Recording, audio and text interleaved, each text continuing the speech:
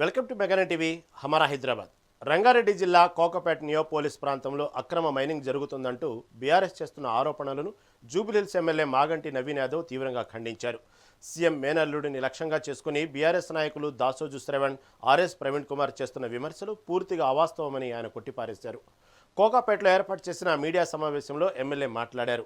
తమ సంస్థ అన్ని రకాల ప్రభుత్వ అనుమతులతోనే చట్టబద్ధంగా కార్యకలాపాలు నిర్వహిస్తుందని స్పష్టం చేశారు. కేవలం రాజకీయ ప్రయోజనాల కోసం ప్రభుత్వంపై బురద జల్లేందుకే ఇలాంటి నిరాధార ఆరోపణలు చేస్తున్నారని మండిపడ్డారు. తక్షణమే ఈ ఆరోపణలను ఉపసంహరించుకోవాలని ఎమ్మెల్యే నవీన్ యాదవ్ డిమాండ్ చేశారు.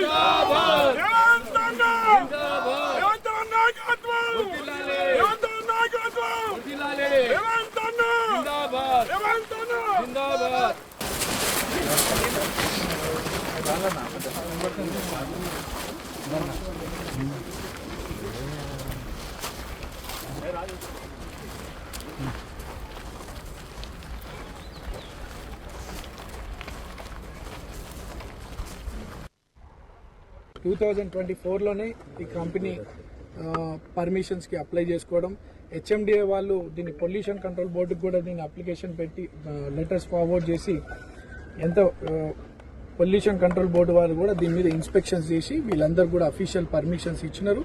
ఆ పర్మిషన్స్ మేరకే వీళ్ళంతా కూడా మీరు చూసినట్టయితే చుట్టూరు కూడా ఎవరికి ఇబ్బంది లేకుండా, ఇక చుట్టుపక్కల నైబర్స్కి కానీ ఎవరికి ఇబ్బంది లేకుండా ఇక్కడ బిల్డింగ్కి సంబంధించేటువంటి మెటీరియల్ని ఫామ్ చేస్తున్నారు తప్ప ఇక్కడ మైనింగ్ అనేది జరగట్లేదు. ఇక్కడ మీరు చూస్తే ఆ డెబ్రిస్ అంతా కూడా దీన్ని కన్స్ట్రక్షన్ రిలేటెడ్ ఎక్విప్మెంట్, డస్ట్ కానివ్వండి, చిన్న చిన్న కంకర్ మెటీరియల్ కానీ ఇవి ఫామ్ చేస్తూ ఉన్నారు.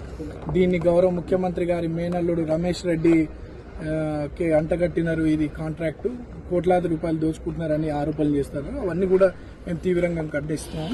ముడుపులు ముడుతున్నాయని చెప్తా ఉన్నారు. మన రమేష్ రెడ్డి అనే వ్యక్తి పేరు ఇక్కడైతే లేదు, ఈ కంపెనీలో లేదు. ఉన్నది దీపక్ రెడ్డి వీళ్ళ పేరు ఉన్నాయి.